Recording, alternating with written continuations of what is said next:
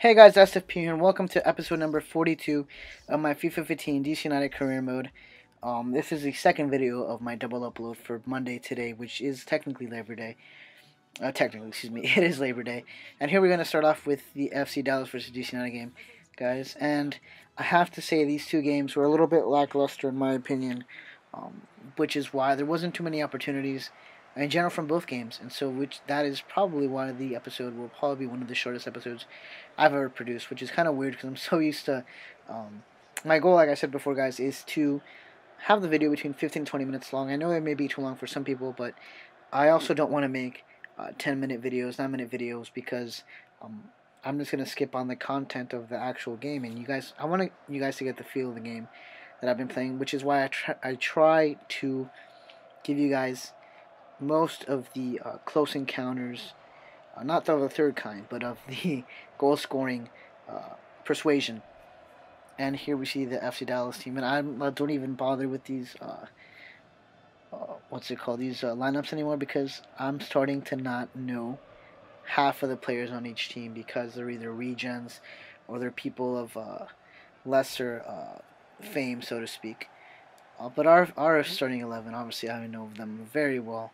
And I'm going with the A team because we need victories, especially after the loss that we had against, I believe it was a Columbus Crew, 1-0 at home. And so here we start off, guys. And we see here that not Toronto, FC Dallas is actually going to have the first opportunity with Akindele. Passes it to Mario Diaz. Akindele gets the ball back. He's going to shoot. And I'm not sure how it missed, guys. We were very lucky, because that should have been a goal, and we should have been down 1-0 already. But I'm not complaining. The fact that we get lucky there is going to help us out in the long run, or at least that's what I hoped at the moment. And here we see Lloyd pass it to Atiba Harris. Atiba Harris is going to find Akindele open, and Akindele punishes us for the opportunity that he couldn't before, and that is 1-0, guys. 1-0 loss, and this is the same story as the last game. We, for some reason, seem to be the easy game for most teams here. And Akindele is our silvering. And look at the fans there from FC Dallas. The stadium's actually full. And yes, FC Dallas fans, that was a knock on you guys. But in all seriousness, I understand the fact that FC Dallas' stadium is, or it would seem to appear not full. Obviously, there's a lot of other competing sports at the moment over there, and obviously it's a country where football is very big. So once MLS crosses with the football season, um, I can expect the numbers to go down, or at least, I mean, not by a large margin. At least I hope not by a large margin, but enough that it would seem impactful when it's on the screen. And here we see a weak opportunity there by Longo. And it's kind of a shame, guys, because FC Dallas has been one of the most prettiest teams to watch, actually. Not even just because of Oscar Pareja. Oscar Pareja's obviously get put in that to another level. But even when they had Shelis Hyman as their coach, the Shelis Hyman era, I thought they played fairly well. I mean, they were at least watchable, which is more than I can say about this DC team at the moment in real life. At the beginning of the season, they actually, while it wasn't as pretty as like also like in the glory days, or LA Galaxy now.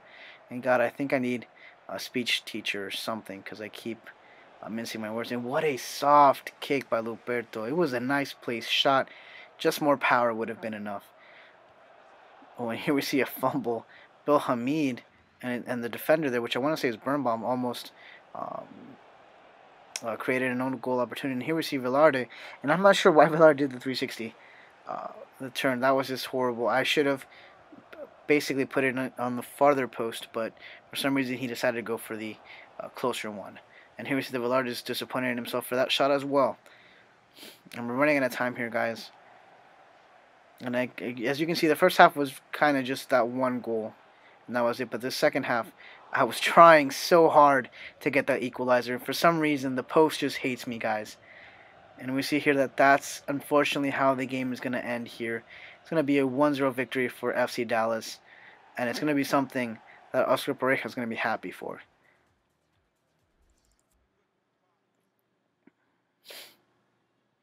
And we see that Columbus Crew has a second victory in a row. And we have Mail. What is this, the last match? Obviously, they're unhappy. And now Mina is questioning his role at the club as well.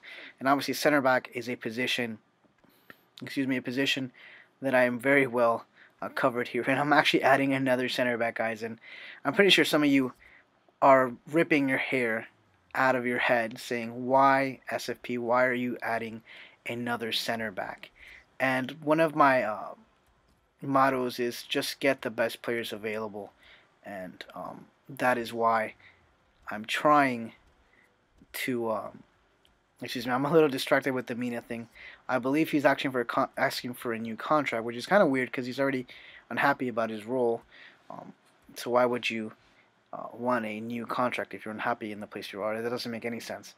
We see here that John Philhauber is an exciting prospect, and Cooper actually grew up a level, and he's already maybe one level behind Birnbaum. So I might have a new starting, or I would have had a new starting center back by next season, but since this is the last season, unfortunately we won't see that happen. But anyways, I have so many center backs that I've decided I'm going to sell one or two of them, and I'm going to loan out two or three possibly. I know for a fact that I'm going to sell Au Pair because right now he's just he's not even like a reserve player. He's like a reserve behind the reserves or something. And he's not going to grow his overall potential, at least in Foothead or in SoFIFA, whichever type of medium you guys use here to try to investigate the potentials of players. He won't grow much. I believe the max he will probably go is 66, 67. And Mina's obviously already there, so there's no point in me having Au Pair there. Although Au Pair is kind of a pacey center back, so maybe in that aspect, I should probably pick Au Pair over Mina. But Mina's another one that I'm just another player that I'm a little bit disappointed in his growth. Usually in other Let's Plays and in other career modes that I do, at least obviously for leisure, he tends to grow fairly well. But for some reason in this game, he's not growing at all. So I'm going to probably sell Mina. I'm probably gonna sell Au Pair. Now, two center backs that I'm going to be loaning out for sure is Scagna and Araujo because those are still two pretty young center backs, and I know they have a lot of potential to grow. So I'm going to be keeping them, but I want to get them out on loan, see if they can get some experience over there. And to be honest, they haven't exactly been growing as much either. I expected a little bit more growth, and it might be one of those instances where they're glitched, and so they're just going to keep at the same level until I loan them out. And so hopefully this will either fix that glitch or get them actual playing time and have them be able to grow. And here we see a good opportunity here first by our own side here. And Philly's going to put it back in play. And then we see a free kick here with Vilharde getting the ball. And he's going to take the shot. And no one's there for the rebound. What a nice save by Mboli. With Williams with Lahoud. Lahoud's going to pass it to McLaughlin. McLaughlin passes it to Palucci. To Cabrera. Cabrera shoots. And that is inches away, guys, from our own post, to the top post to be exact. And that's how the game is going to end, guys, 0-0. And if you guys spotted that really quickly, we have 45% to 55%. And I think those are one of the best percentages we've had when it comes to possession at the end of the half, I should say. Because originally what I thought is that I sucked at possession, but it turns out that I don't suck as much as I think I did. And here I'm actually going to put Madeira as a right midfielder, and I'm doing that because I'm going to be doing something that most YouTubers do all the time, which is exploit with pace.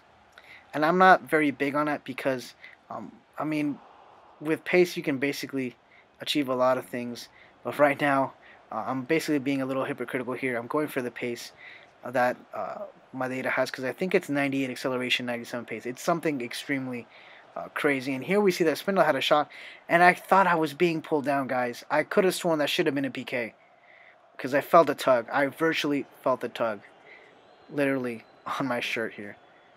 And I just said figuratively. I can't even speak right now. Figuratively and literally. And I know I'm going to get a lot of crap talk on the comment section. That's fine, guys. When I mess up, feel free to call me out on it. And we see here that CJ Sampong tries to get the header on frame, but is unsuccessful. Anyways, then we see Bill Hamid is going to put it back in play with O'Pair to burn bomb, and I'm giving O'Pair some game minutes just because I'm eventually going to sell him. So why not ease it a little bit and give him some opportunities? And we see here a nice pass to Longo. Longo is shoving his defender out. He goes for the shot, a rebound, but Espindola in the last few minutes of the game gets the game winner, guys, or at least what will be the game winner if the game ends now. And what a nice goal. This reminds me of the goal we saw previously. A similar situation where he got the rebound in our last video, actually. But this one seems a lot more dramatic. The goal itself is more amazing. The way he kicked it. Kind of like a half scissor kick or a scissor kick. It was very low to the ground. And so far, we're also seem to be exploiting the rebound, guys. And I believe this is going to be the last minute of the game, guys. If you like this video, please give it a thumbs up. Subscribe to my channel. Also, follow me on Twitter at SFP Soccer Show. And check my other channel out called Soccer Fan Perspective. Until next time, guys. See you all later.